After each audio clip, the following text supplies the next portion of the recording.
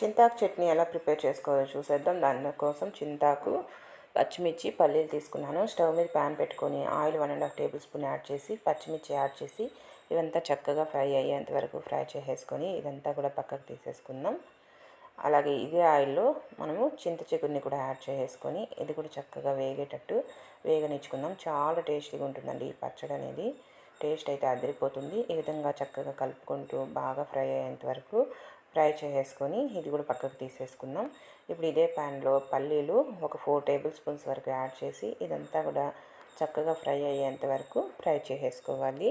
ఈ విధంగా ఫ్రై అయిన తర్వాత ఒక మిక్సీ జార్ తీసుకొని ఇందులోకి పల్లీలు, పచ్చిమిర్చి, చింత చిగురు అంతా కూడా యాడ్ చేసి ఇందులోకి ఉప్పు అంతా యాడ్ చేసి మిక్సీకి పట్టేసుకుంటే, కొద్దిగా ఆనియన్స్ పచ్చివి యాడ్ చేసుకొని మిక్స్ చేసుకుంటే ఎంతో టేస్టీ చింతాకు చట్నీ రెడీ.